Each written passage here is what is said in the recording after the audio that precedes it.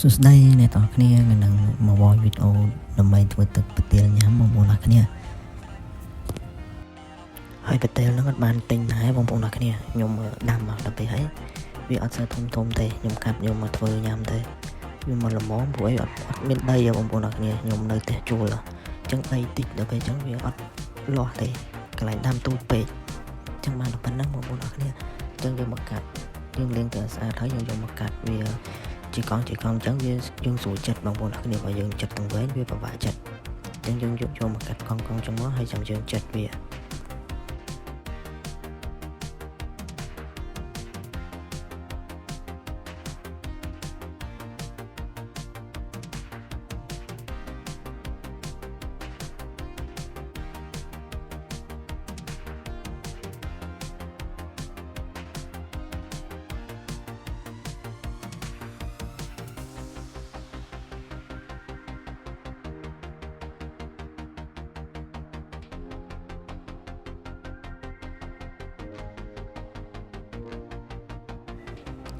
ចឹងពេលដែលយើងចិត្តវាអ្នកទាំងគ្នាចិត្តតាមចិត្តស្វកខាងហើយបន្ទាប់មកអ្នកទាំងគ្នាចិត្តមកជាហៀងបានហើយបងប្អូនអ្នកគ្នាកុំចិត្តសងខាងពេលចិត្តសងខាងទៅយើងពិបាកកាត់វាទូចទៅវាល្អិលអញ្ចឹងយើងចិត្តតាមមកខាងបានហើយទុកមកខាង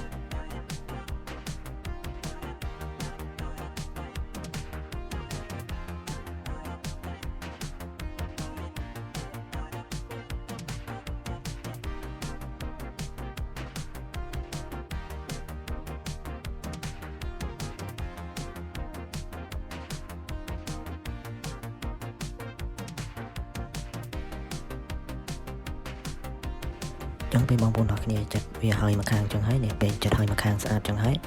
អ្នកគ្នាត្រូវមកចិត្តទៅចំណិតទូចបងប្អូនទាំងគ្នាដើម្បីយើងធ្វើទឹកវាឆ្ងាញ់បងប្អូនទាំងគ្នាតាមចំណង់ចំណូលចិត្តបងប្អូនទាំងគ្នាបើអ្នកគ្នាចង់យកសាច់នឹងរៀងធំអ្នកគ្នាអាចចិត្តឲ្យធំតាមនឹងទៅតែខ្ញុំចិត្តមកល្មមអ្នកខ្ញុំចិត្តទូចប៉ុណ្ណឹងបងប្អូនទាំងគ្នាវា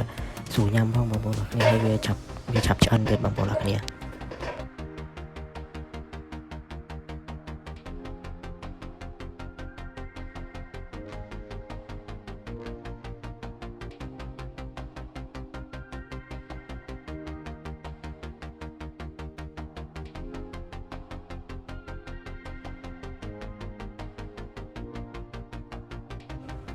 ចឹងពេលដែលអ្នកទាំងគ្នាចិត្តវាចំណិតទូចចឹងហើយអ្នកគ្នាយកមកលាងទឹកឲ្យស្អាតបងប្អូនទាំងគ្នាយើងលាងទៅមិនឲ្យអស់លំអិលបងប្អូនទាំងគ្នា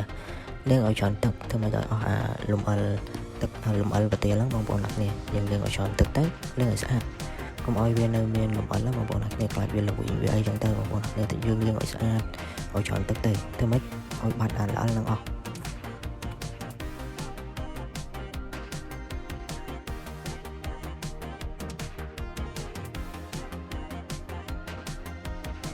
អញ្ចឹងពេលអ្នកគ្នាលាងវាស្អាតហើយយើងដាំទឹកមើលទឹករៀងក្តៅល្មមហើយយើងដាក់គ្រឿងចូលទៅនេះខ្ញុំដាក់ស្លឹកតយ 4-5 ស្លឹកជាងទៅបងប្អូនគ្នាបន្ទាប់មកស្ករខ្ញុំដាក់4វែកព្រោះទឹកខ្ញុំដាក់ 2000 មីលីលីត្របងប្អូនគ្នាហើយ4វែកហ្នឹងកុំដាក់ពេញពេកដាក់ស្មើទៅល្មម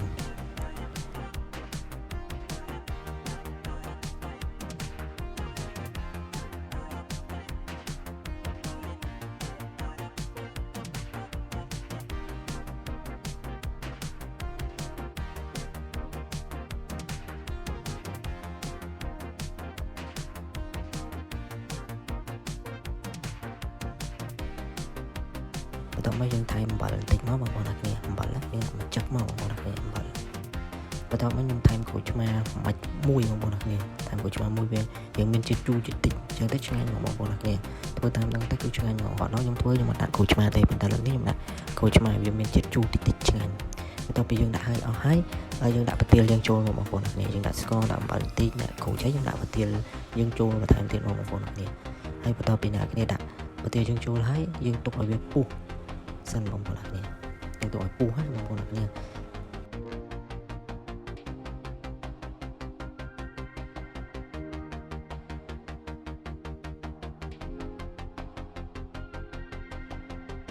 នេះពេលវាពុះបាត់ហ្នឹងហើយ